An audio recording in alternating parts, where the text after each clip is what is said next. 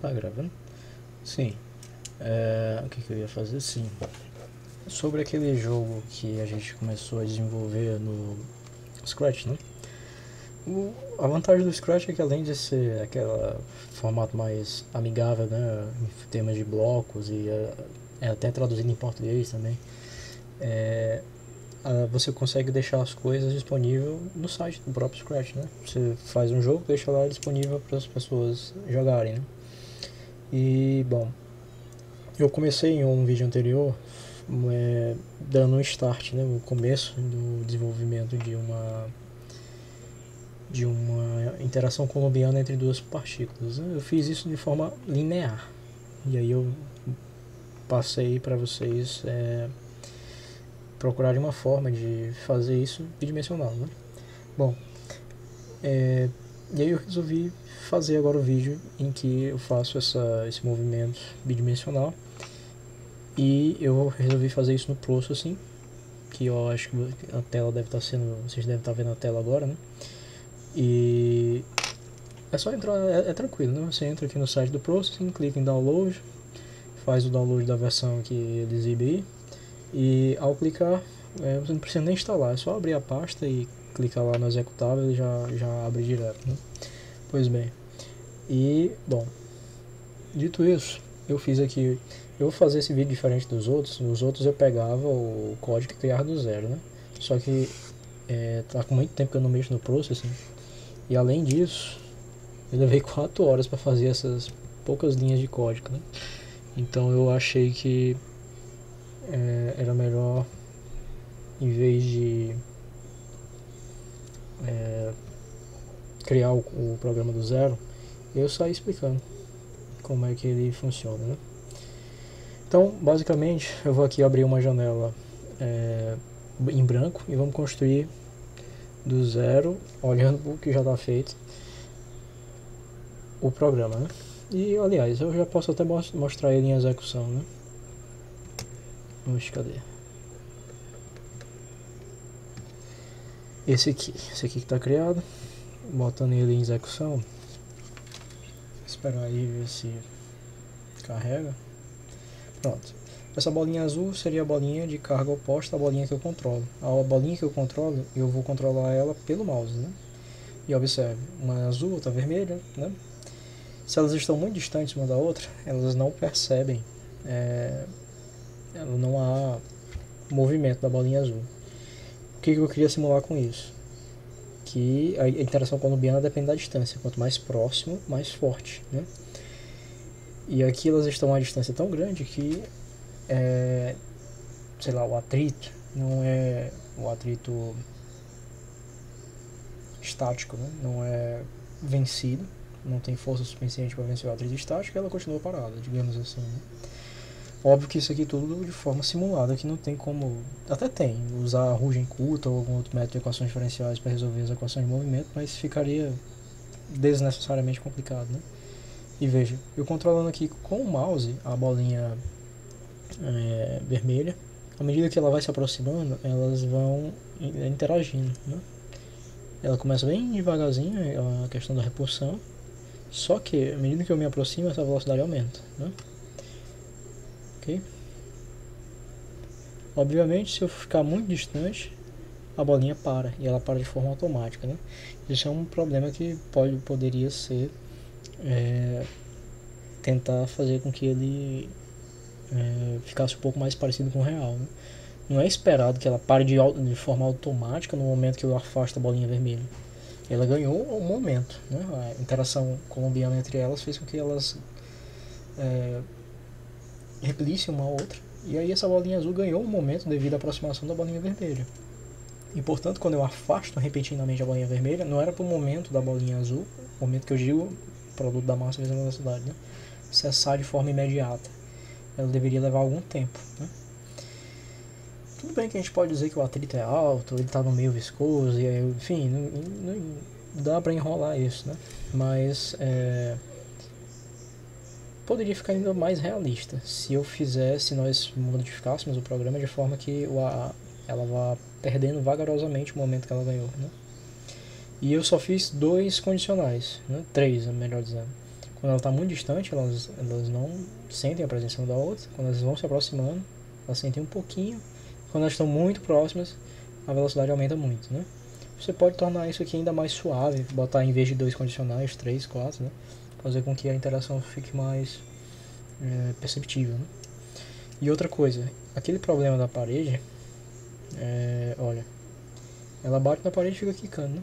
É lógico, né? Ela está sendo repelida pela bolinha vermelha, azul, a vermelha, né? E ela está batendo na parede, a parede reflete, né? Ela vai refletindo. Agora, diferentemente daquele programa que a gente começou a criar no Scratch, que eu acho que eu não cheguei a fazer o vídeo do problema da parede, mas lá ele ficava preso na parede, ele não saía, né? E aqui, ó, eu consigo tirar ele. Cadê? Viu?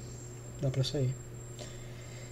Eu vou explicar mais ou menos como é que o código funciona e espero que vocês consigam adaptar isso para aquele projeto que vocês estão desenvolvendo, né? Então vamos lá, do zero. Aqui tá, quando vocês abrirem o Scratch pela primeira vez, ele vai estar assim, todo em branco, né? Então, do mesmo jeito que é Fortran e algumas outras linguagens, você começa com a declaração das variáveis que vão estar presentes. Eu vou dar só um Ctrl+C e um Ctrl+V aqui, tá? Essas aqui são as declarações das variáveis que vão estar presentes no programa. Float, x, y, dx, dy. Float é para dizer que é para armazenar ela como um real, né? Se for int, né? Int é de inteiro, ele armazena aquele número como um número inteiro. E aí se tiver vírgulas ele despreza, né? Se em algum momento aquela variável receber algum valor real, ele vai desprezar aqueles valores, né? Então por isso é bom declarar essas variáveis, é bom declará-las como float. Dependendo do programa que você estiver fazendo, é interessante você declarar as variáveis com o menor número de caracteres possível para que você otimize a programação. Às vezes o programa é muito pesado, ele leva muito tempo para você fazer um determinado cálculo, né? E se você armazena tudo como float, com uma precisão maior, ele, sem necessidade, ele pode estar fazendo cálculos desnecessários, aumentando o tempo de programação. Nesse caso aqui em particular, isso não é um problema, porque o código é simples e até o meu processador do computador pessoal resolve isso tranquilamente, né? Mas tenham essa ciência de que se o programa que vocês estiverem criando vai ficando mais complexo, mais pesado, uma das coisas que pode ser feita é declarar as variáveis com a quantidade de precisão que ela precisa, sem armazenar demais, sem para não ficar calculando coisas desnecessárias, né? Bom, então cadê o mouse? XY, dx, dy, a velocidade, né, speed 2.5, o radius, né, o raio 10 e a distância que vai ser calculada mais na frente. Então, vamos lá, próxima linha. Para você executar um programa no Processing, você vai precisar desse void setup e daquele que vem aqui adiante, ó, void draw.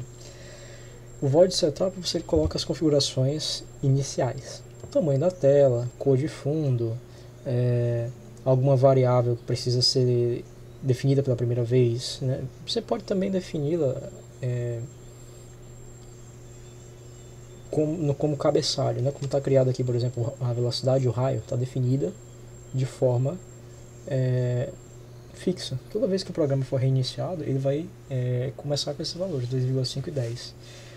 Agora, x e y eu defini como sendo, veja, aí vamos desculpar minha pronúncia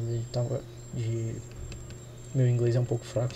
Esse widget, sei lá, dividido por 2, ele vai pegar o comprimento da tela, que no caso aqui eu pedi que fosse 800, e divide por 2, ou seja, 400, né? X vai ser 400 e y vai ser aqui é 600, né? 600 dividido por 2, esse height é a altura da tela, né? 300 no caso, né? 600 dividido por 2, 300. Isso daqui, x e y, vão me dar a posição da bolinha inicial, né? Se vocês... não era para executar isso aqui ainda não, calma. Vamos executar o programa completo. Se vocês verem, a bolinha azul, ela sempre começa no meio da tela. Foi por isso que eu botei aqui dividindo por 2, né? Aqui ela já saiu do lugar. Vamos voltar. Aí Void Draw. O draw, como o nome está dizendo, né? Ele é o desenho. Ele vai executar. Ele executa primeiro o Void Setup, que é a primeira execução. E aí depois ele vai ficar executando em loop o Void Draw até que você encerre o processo. Ou dentro do código, ou externamente, clicando no fechar, ou nesse botãozinho aqui do parar, né? Enfim, ele vai ficar executando infinitamente até que você mande ele parar, esse Void Draw. Então vamos colocar aqui o Void Draw. E aqui veja uma coisa. Tudo que vai estar dentro do Void Draw, ele tem que estar dentro dessa chave, certo? A chave, isso lembra aqui me lembra um pouquinho de C, sabe? A linguagem C. Tudo tem que estar executado, tudo que vai ficar executando em loop vai ser executado dentro desse Void Draw. E é recomendável vocês usarem a indentação na hora de criar o código, porque ela fica mais organizado, né? Por exemplo, estou aqui do lado o meu cursor, não, como é o nome disso aqui? Enfim, essa barrinha que está piscando, ela está do lado esquerdo, do lado direito da chave aberta, né? Se eu dou um Enter, ele já vai para a posição correta, que ela está indentada dentro do Void Draw, né? Eu posso executar sem a indentação, sem fazer com que o texto fique um pouco afastado do cabeçalho esquerdo? Até pode, mas dependendo das operações que você está fazendo, um if, um faça quando, enfim, algumas coisas assim, você não indentar, além de criar uma confusão, pode até dar um problema no código, né? Ele pode pensar que uma parte do código está fora daquela execução. Enfim, eu vou explicar isso mais com calma se aparecer aqui, né? Background é a cor de fundo, no caso aqui 255 branco, né? Como é que eu sei essas coisas, né? Você pode vir aqui, ferramenta, seletor de cor, e normalmente ele usa o RGB. Então aqui, por exemplo, vamos clicar aqui no preto, o RGB do preto é 000, né? Você pode também usar esse outro aqui, que eu não sei qual é o nome que dão para ele, ou HSB. Só que para isso você tem que alterar, né? Porque de padrão ele vai entender só o RGB, né? Você pode botar 000 como preto, ou pode botar aqui, ó, 252 como branco, né? Enfim, tanto faz. Botando aí o branco. Aqui não foi preciso botar 255, porque ele já entendeu que é um extremo, uma cor extrema, né? E aí, vamos lá. Primeiro, eu vou copiar essa linha de código aqui e explicar o que ela é. De novo, clica aqui do lado direito. Sim, outra coisa. Toda linha de código no Processing, dentro do qualquer momento aqui, ela tem que ser finalizada com o ponto e vírgula, né? Só não essas que estão relacionadas à chave, né? O Void Setup e o Void Draw. Essas aqui não necessariamente precisam estar finalizadas. Aliás, nem podem estar finalizadas com ponto e vírgula, mas todo o resto precisa, né? Você deu um Ctrl V aqui e tal, não sei o que. Aí aqui, se eu executar isso aqui do jeito que tá, ele até vai fazer, ó. Vou executar aqui pra vocês, mesmo não estando indentado, né? Entendeu? Pronto, ele tá executando. Não deu problema nenhum.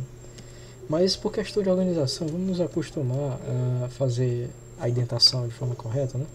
Pode dar um tab aqui, pronto, né? Aí vem fill.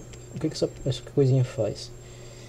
Primeiro, onde é que a gente busca informação? Você pode entrar lá no site do Processing e ver lá Documentation, se eu não me engano, alguma coisa assim, onde ele vai dar todas essas funções e o significado delas, os parâmetros que entram nelas e o que elas fazem, né?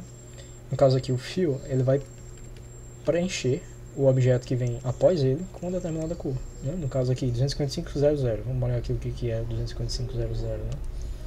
Seletor de cor, 255 0 0 é o vermelho, né? Bom. E aí ele vai preencher o que vem após ele de vermelho. Aqui, o que vem após ele é a elipse. Todo ciclo é uma elipse, né? Mas nem toda elipse é um ciclo, enfim. Então, ó, ele recebe 4 parâmetros. O mouse x e o mouse y são os dois primeiros parâmetros da função elipse, são a posição do centro dela, né?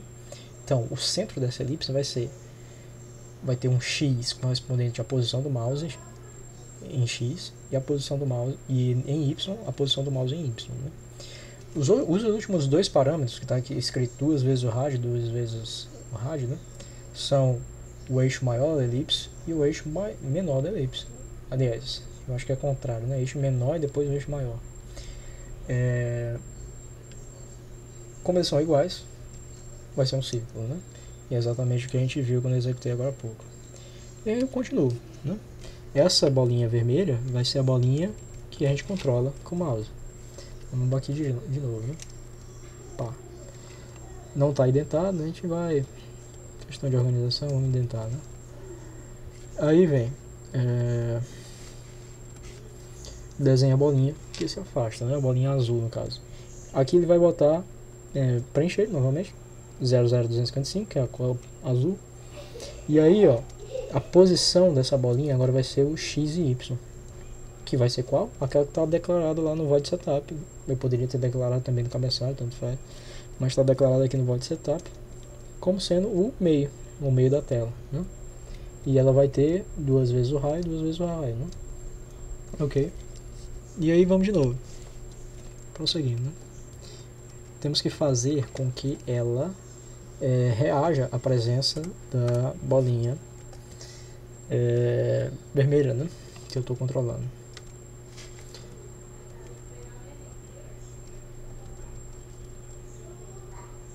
Cadê?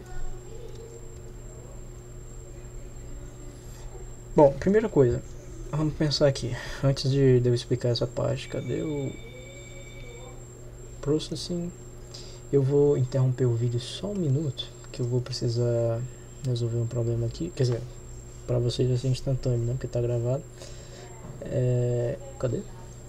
Deixa eu abrir aqui o Choron, né? Seguinte, vamos lá, vamos imaginar o que está acontecendo aqui. Eu tenho uma bolinha, posso até botar não deixa as cores, tanto faz a cor. Tenho aqui uma bolinha, que é a bolinha estática, né? A bolinha que eu não controlo, melhor dizendo. E está aqui a bolinha que eu controlo, né? O que acontece? Eu vou estar mexendo lá com o mouse, ela vai ter uma determinada velocidade, ela vai estar aqui, ó, em uma determinada direção. Por exemplo, se aproximando ou não da bolinha, né? Da bolinha que vai reagir, né? Vai sofrer a interação da força, né? E bem, se elas estão colineares, elas vão atuar de forma colinear, né? Não é isso? Não é uma coisa lógica? Ela vai se afastar. Se elas estão sobre a mesma linha e se aproximando, elas, enfim, uma vai nessa diagonal na tentativa de se aproximar e a outra vai se afastando, né? Porém, imagine, por exemplo, que elas não estão colineares. Está aqui a outra bolinha e ela vai estar com uma velocidade aqui não pertencente a essa linha que liga as duas, né? Ainda assim haverá uma força de interação entre elas, né? Elas vão estar tentando se repelir. Primeiro, a gente tem que fazer, como eu falei, não adianta pegar as equações de movimento, lá pegar massa, vezes a aceleração, a derivada segunda da posição no tempo, sei lá, dr, dt, d2r, dt, e fazer isso aqui igual a uma constante, vezes, sei lá, 1 sobre r ao quadrado e tal, e resolver, bem, quer dizer, até pode ser feito, né? É um cálculo desnecessário, né? O que eu quero? Eu quero que elas estão se aproximando, elas têm que se afastar, né? Por exemplo, nesse caso aqui, o que normalmente aconteceria? Há talvez alguma aproximação entre elas, e aí elas vão se repelir, digamos, alguma coisa mais ou menos assim, né? elas vão tentar aumentar a distância entre uma e outra, né? Vamos ver isso em execução. Talvez da forma como eu estou falando fica um pouco abstrato, né? Cadê? Pronto, tá ali a bolinha vermelha. Ó, eu me aproximo linearmente, as duas vão na mesma linha. Agora, eu vou me aproximar. Opa, deixa ela parar. Pronto, eu vou me aproximar nessa linha de cima para baixo, né? De forma horizontal. Ó, ela meio que fez uma curva, né? Lógico que eu não fiz o movimento exatamente horizontal, vertical, né? Mas de qualquer forma ela fez uma curva. Então é necessário que, à medida que elas vão se aproximando, essa interação, essa repulsão, ela vai se adequando de uma forma que ela se afaste o máximo possível, né? Então vamos ver aqui como é que nós vamos fazer isso. Primeiro, qual é a direção desse movimento, né? Vamos pegar aqui a posição do mouse vezes, vamos chamar aqui de dx, a posição da bolinha. Veja, x vai estar sempre atrelado à bolinha azul, né? A bolinha azul, que é a bolinha que vai ser empurrada pela bolinha do mouse, né?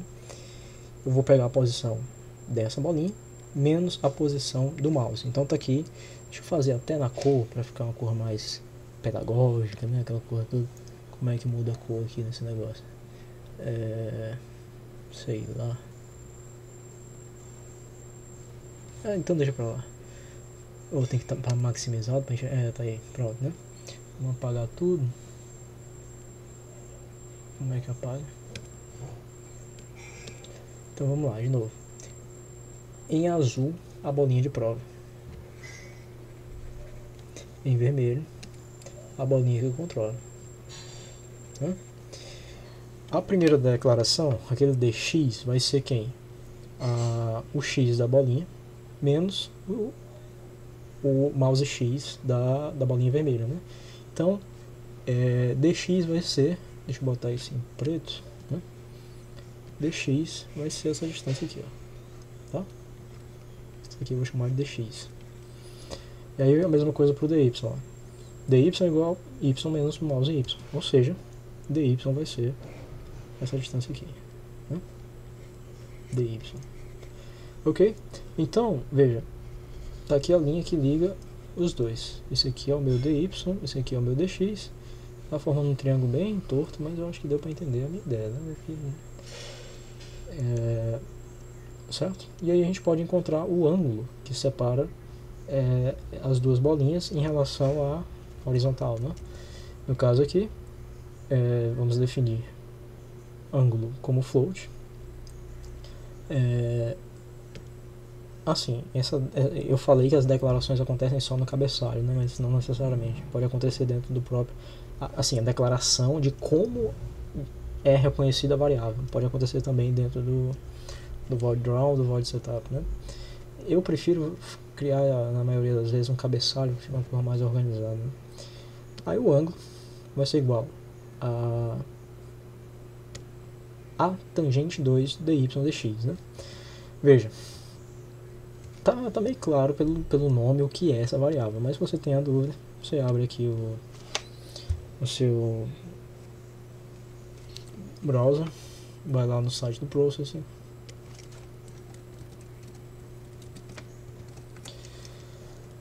vamos lá, Welcome Processing, e aqui tem, ó, Documentation, referências. Aqui, vamos lá, eu quero o arco tangente, né? Data, estrutura, imagem, controle, formas, cor, contraste, matemática aqui, ó, math. Então, ó, a tan2, né? Ele calcula o ângulo em radianos para um ponto específico das coordenadas de origem medidas a partir de uma posição x, né? Então, basicamente, o que é isso aqui? Isso aqui é o arco tangente, né?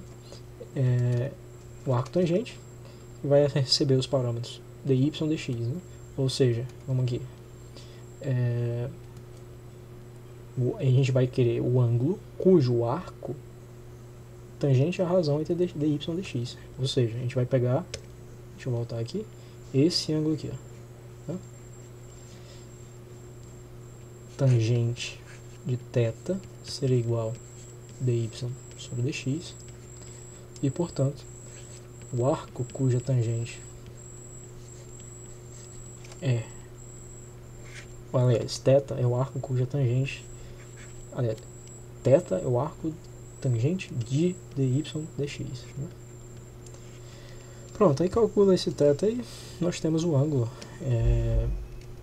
relacionado ao movimento, né, relacionado às posições, né, da linha que liga as duas posições da bolinha azul e da bolinha vermelha, né? Eu vou precisar de uma variável chamada distância, que eu coloquei aqui para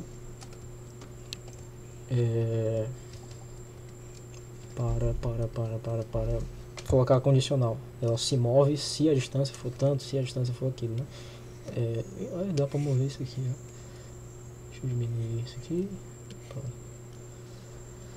Então, a distância vai ser pau, não sei se a pronúncia, eu acho que é pou, sei lá, enfim. Vamos lá, como é que é declarada essa variável pou, né? Você vai abrir lá o site, olhar a documentação e tal, mas enfim. Pou, ele vai receber dois parâmetros. Vou chamar aqui um A e um B. Isso aqui vai ser igual a elevado a B, potência, né? Por bem, aí o que foi que eu botei lá? Eu peguei x menos mouse, ou seja, x menos mouse é o próprio dx, né? Vírgula 2, ou seja, é o dx elevado a 2, mais y menos mouse, vírgula 2, ou seja, dy elevado a 2, vírgula 0,5, porque eles estão todos dentro de um mesmo polo, né? Ou seja, tudo elevado a meio.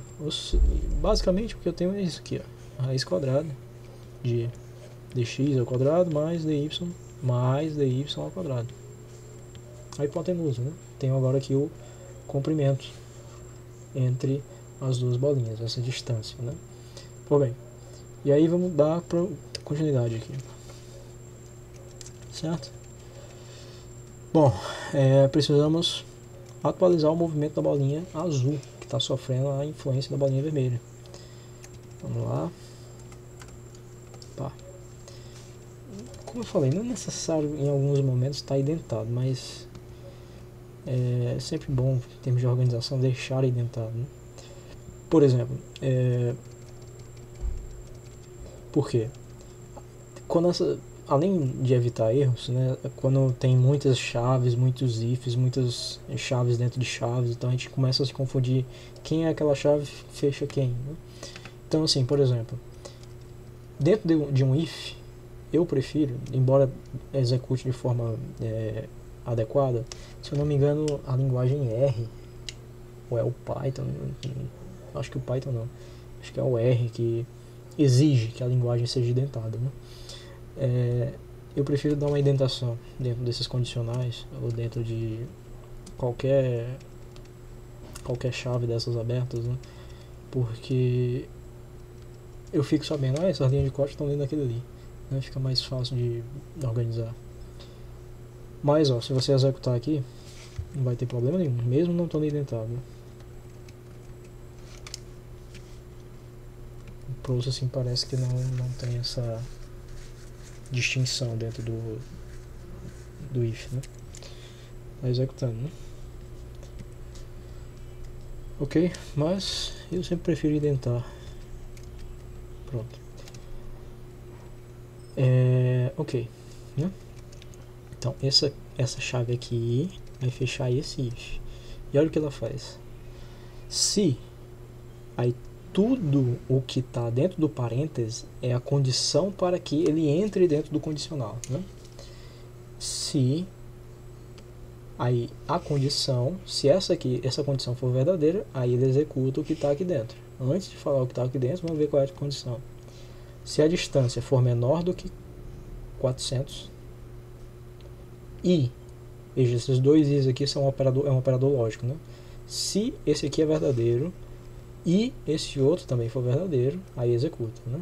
Se a distância for menor que 400 e ela for maior do que 200, isso aqui é para ser tipo um passo intermediário da interação, da presença da bolinha vermelha em relação à bolinha azul, aí ele começa a alterar a velocidade, a posição, melhor dizendo, da bolinha azul, né?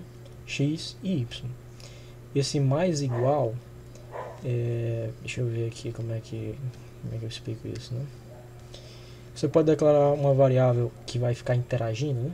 Tá aqui o void draw. Aqui eu abri e fechei, né? Aqui, finge que isso aqui é uma chave, tá? Tudo que está aqui dentro, ele vai ficar executando, né? Executando até que o programa seja encerrado, né? Internamente ou externamente. Até que você mande ele para ela, ele vai ficar executando isso aqui em loop. Executa e volta, executa e volta, executa e volta e pá, tá, né? E aí, uma forma de fazer com que esse x mude é você pegar o x e fazer ele igual ao que ele era antes, mais um fator de interação, né? Se você quer, por exemplo, que ela vá só para a direita, você bota esse a aqui com uma constante 1 positiva, e aí ele vai, o novo x vai ser o x antigo mais 1, aí vai ficar somando, blá, blá, blá, enfim, né? Ele vai indo para a direita, ok? Isso aqui é totalmente equivalente a fazer isso, ó. X mais igual a A. É a mesma coisa, né? É só uma questão de diminuir a notação, deixar o programa assim menos carregado, né? Ok?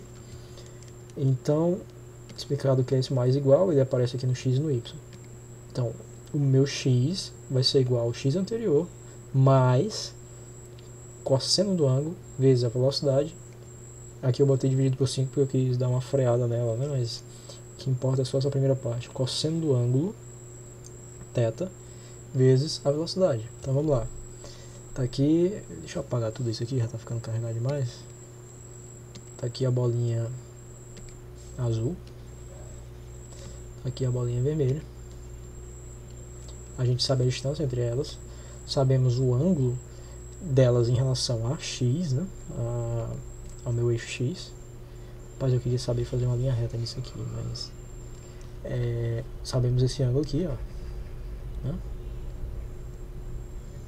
Aquele nosso ângulo θ. E bom, vamos lá. A componente x da velocidade, ela está aqui, a bolinha vermelha está aqui com uma velocidade qualquer. A bolinha azul, ela vai ter uma velocidade que vai ser igual a o ângulo de separação entre elas vezes o cosseno de θ, né? Veja, então eu vou pegar a velocidade em módulo, a velocidade da bolinha vermelha no caso, né? Desculpe, não é nem a velocidade da bolinha vermelha não, a velocidade ela é colocada como uma constante aqui, ó, 2,5, ok?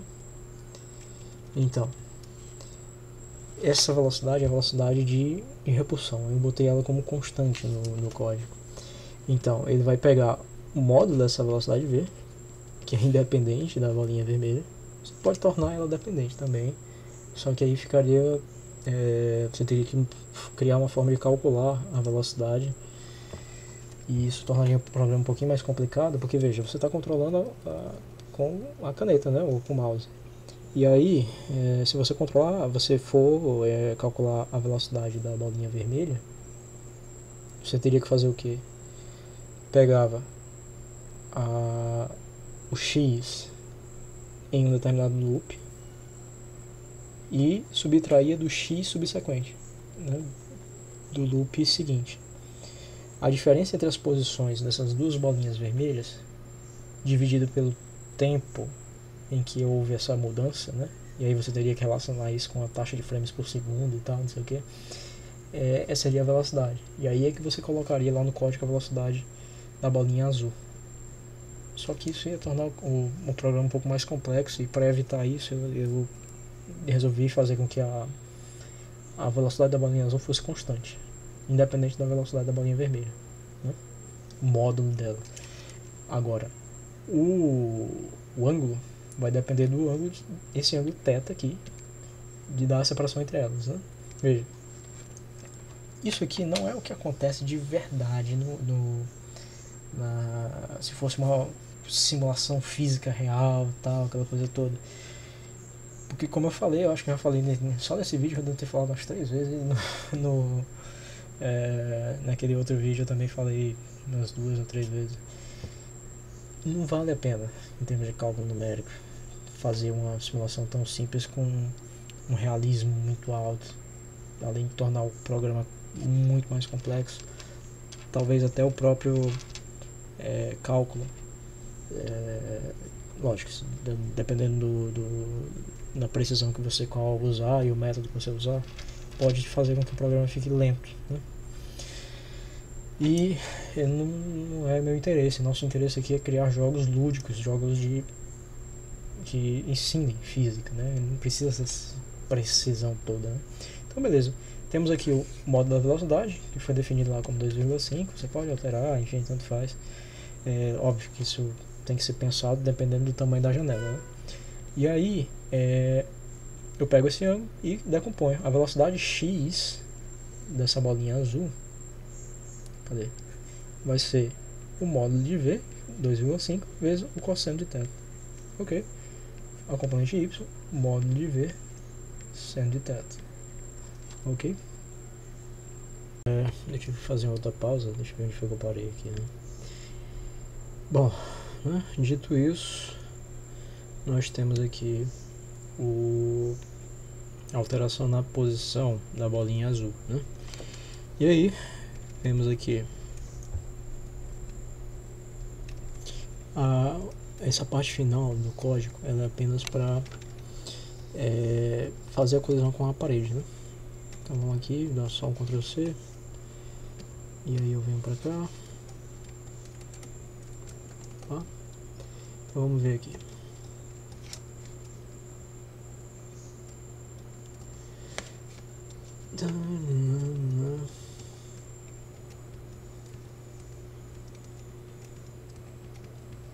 Só organizando aqui.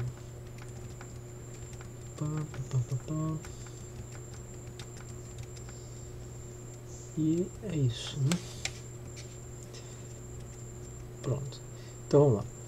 Aqui é para relação à colisão com a parede, né? Primeiro eu coloquei uma condicional, se, aí a condição x menos o raio, né? Porque é o seguinte, ele entende a bolinha pela posição do seu centro, né? Então, quando ela colidir com a parede, vamos lá, se eu coloco uma condição sem colocar esse menos o raio aqui, quando ela colide aqui com a parede da esquerda, por exemplo, ela só vai colidir quando o centro dela ela só vai refletir, né, estiver exatamente igual ou após a parede, né, que ela está tocando. Mas isso daria uma impressão errada, porque ela meio que penetraria a parede. Então eu tenho que subtrair essa distância do raio dela, para que assim ela toque superficialmente e volte, né?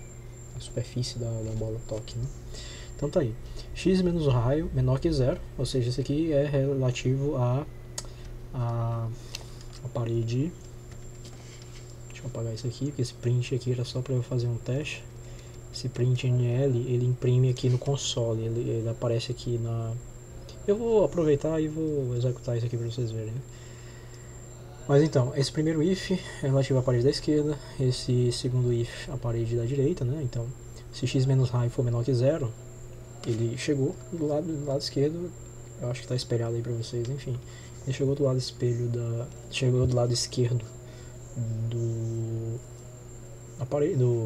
da janela, né? E aí ele vai refletir, né? Ele vai pegar a posição dele e fazer com que ela seja igual a 5 mais o raio, né? Ou seja, ela estava pro lado esquerdo e agora ela vai ser transladada pro lado direito, né? E a mesma coisa com as demais, né? Em vez aqui, por exemplo, a da direita vai ser 5 mais o raio, maior que o comprimento, né? Esse width, né? Ou seja, aqui é a colisão, esse if é para colisão com a janela da direita, né? E aí só para mostrar isso, ó, esse if aqui tá com esse print NLY, né? Esse aqui é o Y mais o raio maior que a altura. Esse aqui é a janela superior. Então quando a bolinha tocar a janela superior, ele vai imprimir aqui, ó, a posição Y, aliás, o valor de Y da bolinha, né? Da bolinha azul. E ela vai aparecer aqui nessa parte preta, né? Então vamos executar aqui para vocês verem, né? É só para mostrar que isso de fato está acontecendo como eu estou dizendo que é, né? Aí falta desenhar as paredes, que eu ainda não desenhei, né? Mas vamos lá. Aí, ó. Chego. Opa, ela para. Acho que eu pulei alguma parte do código, né? Eu vou já ver isso aí. E aí, ó. Enfim, eu quero que ela toque a parede superior. Vamos lá. Tem alguma coisa estranha. Mas eu já corrijo isso aí. Quando ele tocar a parede superior, ó. Oxe, tá imprimindo não? Não tocou? Ou era... Não entendi. Vamos lá, o que tá faltando aqui?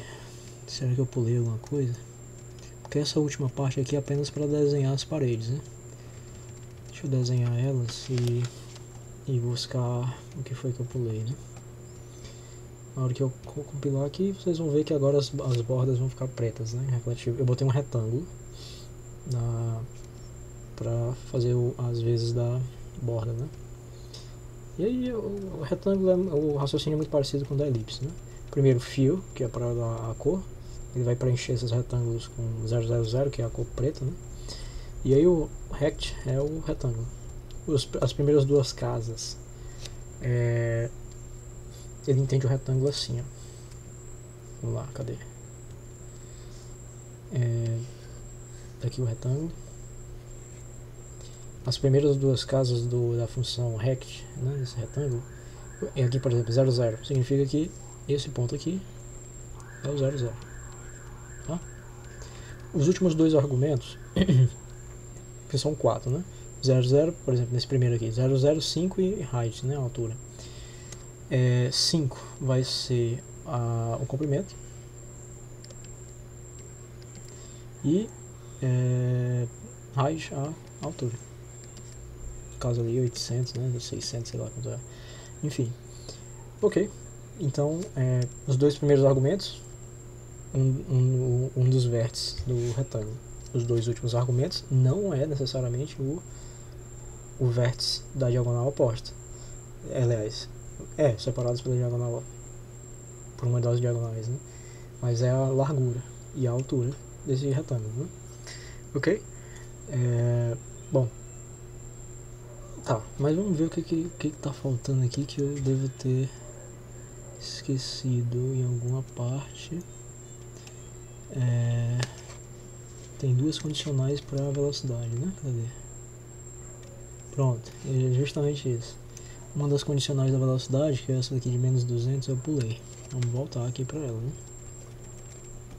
Ctrl C. Esse aqui é o mesmo raciocínio da anterior, né? Se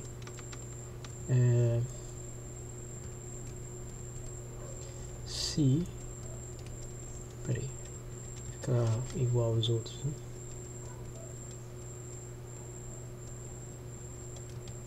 Não, nem tá ainda. Peraí.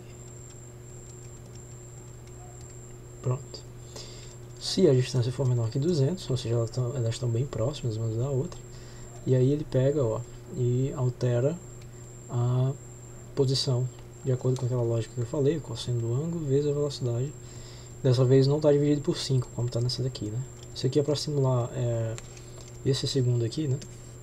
É para simular que elas estão distantes, mas ainda estão interagindo.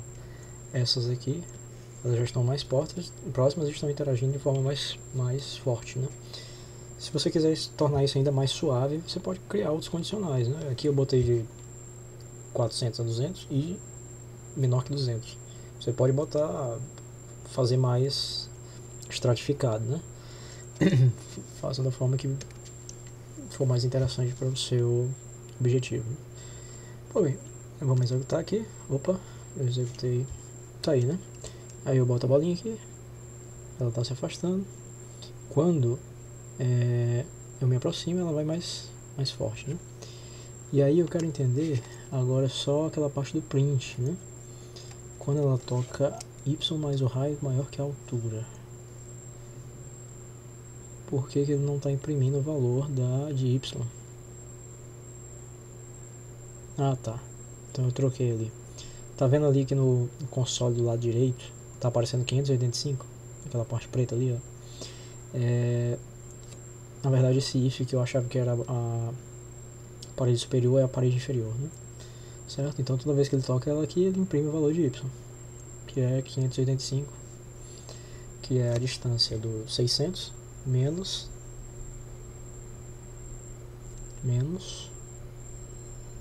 o raio quanto é mesmo? O raio é 10, né? Então ele está pegando